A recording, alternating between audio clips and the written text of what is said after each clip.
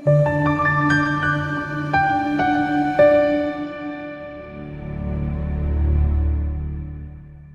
kungumfanekiso uqoshiwe siwenzela wena.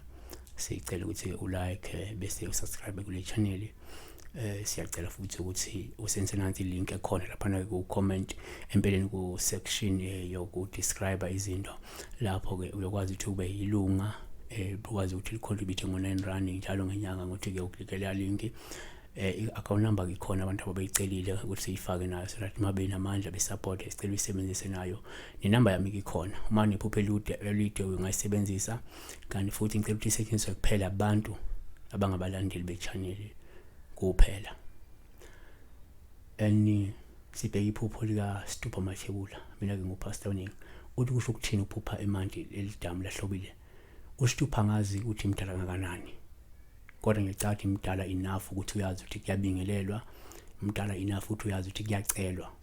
So angeke ngi-emphasize lokho. Thina njengama-Afrika siyazi ukuthi uyabingelela futhi uyacela uma ukhuluma nomunye umuntu. So uthike la ngicela ukubuza uphupha emanti elidamu lahlobile. Nganza kwethu ngicela ucacisa nazo izinto ebalekile. Idamu nomfula nesiyalo into eyodwa. Into ebalekile amanzi nganza kwethu, amanzi. Uma ubona amanzi iloko kubalekile. Idamu lifana ne-container, umfula ufana ne-container, isiyalo sifana ne-container. So ngeke sibala ukuthi amanzi mase container elithile asho ukuthini, uma se container elithile asho ukuthini. Amanzi asho into eyodwa. Amanzi nje ashintshe into eyodwa amanzi nganza kwethu. Amanzi asho into eyodwa. I will emphasize that amanzi asho into eyodwa. Idamu lifana ne-bowl of water. A river is like a jug of water. Isiyalo sifana ne-cup of water noma ke sifana ne-cup containing water bese kuthi i-jug containing water and a bowl containing water. Idamu, umfula, isiyalo. But into ebalekile ngandla kwethu yiloko okuphakathi is not a container. Yebo. So kodwa ke sizoyenza lento kanje. Angifuni umuntu abuya athi umfula kusho ukuthini muphi umfula kusho ukuthini muphi isiyalo. Iyafana ngaze ukuthi amanzi into ebalekile. So number 1 uma uphupha mhlawumbe idamu ke lini sithathe nje ngoPaul kakhuluma uhlale ulibona linamanzi amahle ahlanzekile futhi acebile. Lokho kungasho nje kwembathwa amandla edlozi noma amandla esithunywa. Futhi number 2 uma uphupha idamu singathatha nje ngoPaul kakhulu.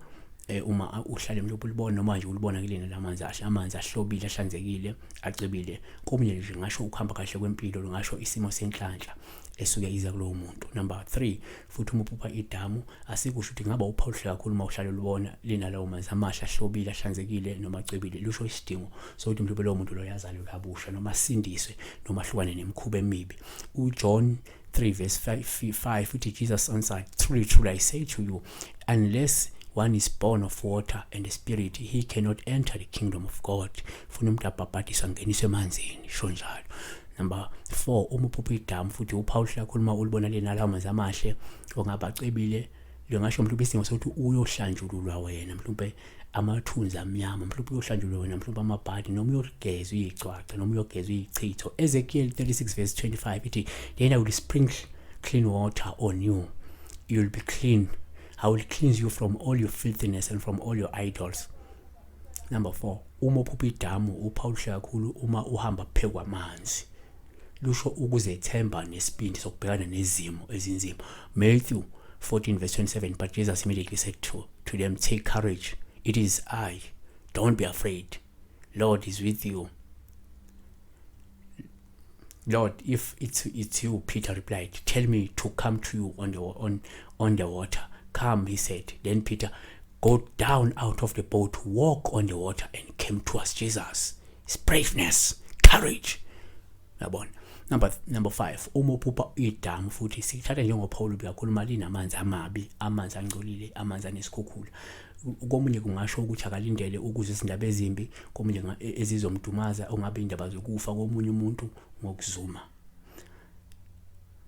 Futhi uma uphupha idamu ngaba uPaul kakhulu kwesinye isikhathi uma uzithola ubhukuda kulona idamu leli linamanzi amabangcolile noma asuke nezikhukhula, ngisho ukuthi mhlawumbe kumele ulinde uthandaze kakhulu ngoba ungase mhlawumbe ulandelwe amabhadi noma uthwale kanzima empilweni, noma ke impilo yakho ibe nokubheda ngenxa yokuthi umuntu ophehlelwa amanzi amnyama, yabona. Number 7, futhi kuyenzeka uma uphupha idamu kube uphawu oluhle kakhulu uma ufuna ukulwela futhi ukwazi ukulwela lelo damu lelo, kusho ke ukunqoba, kusho inqubekela phambili nokuphumelela naphezulu kobunzima ohlangabezana nabo, yabona. Futhi uma uphupha idamu sikuthathe njengophawu olubi kakhulu uma lingenisa izikhukhula noma lidabula, lusho ukuthi kumele uzilungiselele mhlawumbe ubhekana nezinkinga ongaba ulaka, kungaba yinsolo ezithile noma ngaba izingxabano ezingalindelekile. Proverbs 17:14 ithi the beginning of strife is like letting out water, so quiet before the quarrel breaks out.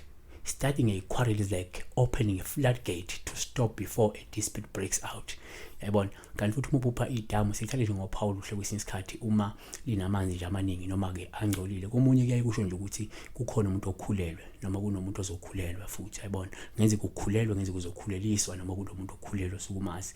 Siphetha ngakho ukuthi kwesinye isikhathi uma uphupha idamu uthatha ngophawu oluhle kakhulu uma ukuthi ubona abantu bebhabhadiswa, lusho la isidingo sokubuyisana noNkulunkulu, futhi lisho ukuphenduka, lisho ukuhlanzwa